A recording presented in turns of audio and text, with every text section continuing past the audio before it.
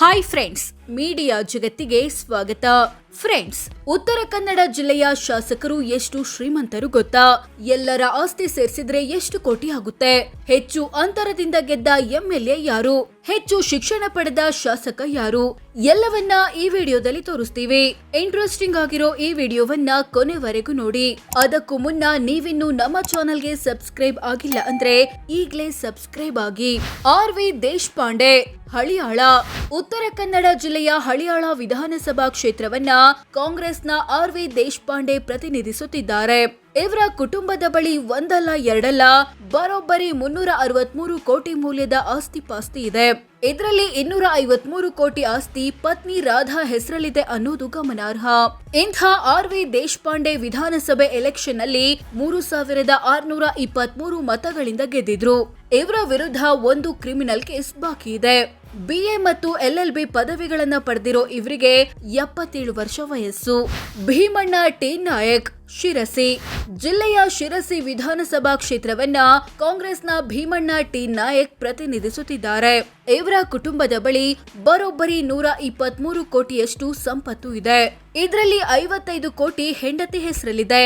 ಇಂಥ ಭೀಮಣ್ಣ ಟಿ ನಾಯಕ್ 8712 ಮತಗಳಿಂದ ಗೆದ್ದು ವಿಧಾನಸಭೆ ಪ್ರವೇಶಿಸಿದ್ರು. ಇವರ ವಿರುದ್ಧ ಯಾವುದೇ ಕ್ರಿಮಿನಲ್ ಪ್ರಕರಣ ಬಾಕಿ ಇಲ್ಲ. 7ನೇ ತರಗತಿವರೆಗೆ ಓದಿರೋ ಇವರಿಗೆ 67 ವರ್ಷ ವಯಸ್ಸು. ಮಾಂಕಾಳ್ ವೈದ್ಯ, ಭಟ್ಕಳ. ಜಿಲ್ಲೆಯ ಭಟ್ಕಳ ವಿಧಾನಸಭಾ ಕ್ಷೇತ್ರವನ್ನ ಕಾಂಗ್ರೆಸ್ನ ಮಾಂಕಾಳ್ ವೈದ್ಯ ಪ್ರತಿನಿಧಿಸುತ್ತಿದ್ದಾರೆ. ಇವರ ಕುಟುಂಬದ ಬಳಿ ಬರೋಬ್ಬರಿ 64 ಕೋಟಿ ಆಸ್ತಿ ಇದೆ. ಈ ಪೈಕಿ ಪತ್ನಿ ಹೆಸರಲ್ಲಿ 4 ಕೋಟಿ ಇದೆ. ಎಲೆಕ್ಷನ್ ಅಲ್ಲಿ ಮಾಂಕಾಳ್ ವೈದ್ಯ ಬರೋಬ್ಬರಿ 32,671 ವೋಟ್ಗಳಿಂದ ಜಯಭೇರಿ ಬಾರಿಸಿದ್ರು. ಇವರ ವಿರುದ್ಧ ಒಂದು ಕ್ರಿಮಿನಲ್ ಪ್ರಕರಣ ಬಾಕಿ ಇದೆ. 8ನೇ ತರಗತಿವರೆಗೆ ಓದಿರೋ ಇವರಿಗೆ 52 ವರ್ಷ ವಯಸ್ಸು. ಸತೀಶ್ ಸೈಲ್, ಕಾರವಾರ.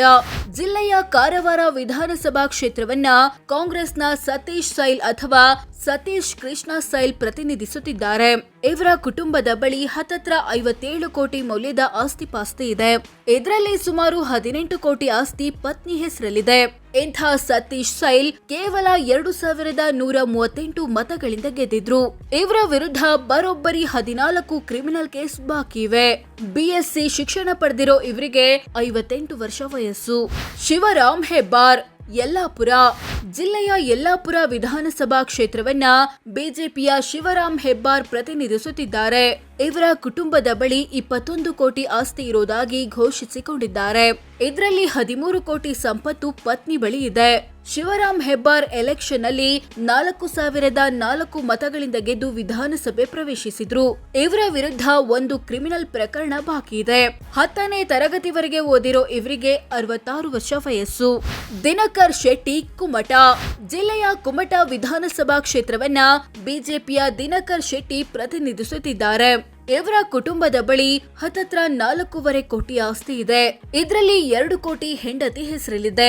ಇಂಥ ದಿನಕರ್ ಶೆಟ್ಟಿ ಎಲೆಕ್ಷನ್ ನಲ್ಲಿ ಕೇವಲ 676 ವೋಟ್ಗಳಿಂದ ಗೆದ್ದಿದ್ರು. ಇವರ ವಿರುದ್ಧ ಯಾವುದೇ ಕ್ರಿಮಿನಲ್ ಕೇಸ್ ಬಾಕಿ ಇಲ್ಲ. ಸೆಕೆಂಡ್ PUC ವರೆಗೆ ಶಿಕ್ಷಣ ಪಡೆದಿರೋ ಇವರಿಗೆ 66 ವರ್ಷ ವಯಸ್ಸು. ಹೀಗೆ ಉತ್ತರ ಕನ್ನಡ ಜಿಲ್ಲೆಯ ಒಟ್ಟು 6 ಶಾಸಕರಲ್ಲಿ 4 ಕಾಂಗ್ರೆಸ್ನವರಾದ್ರೆ 2 ಬಿಜೆಪಿಯವರು, JDS 0. ಎಲ್ಲ 6 MLAಗಳ ಆಸ್ತಿ ಪಾಸ್ತಿ ಸೇರಿಸಿದ್ರೆ ಬರೋಬ್ಬರಿ 632 ಕೋಟಿ ರೂಪಾಯಿ ಆಗುತ್ತೆ ಅನ್ನೋದು ಗಮನಾರ್ಹ.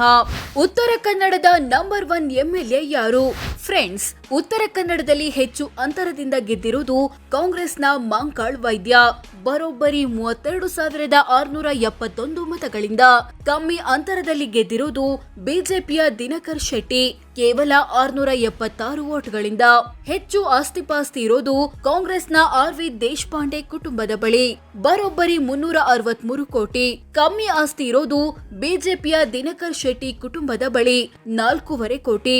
ಹೆಚ್ಚು ಓದಿರೋದು ಆರ್.ವಿ. ದೇಶಪಾಂಡೆ, BA ಮತ್ತು LLB ಪದವಿ. ಕಮ್ಮಿ ಓದಿರೋದು ಕಾಂಗ್ರೆಸ್ನ ಭೀಮಣ್ಣ ಟಿ ನಾಯಕ್, 7ನೇ ತರಗತಿವರೆಗೆ ಮಾತ್ರ.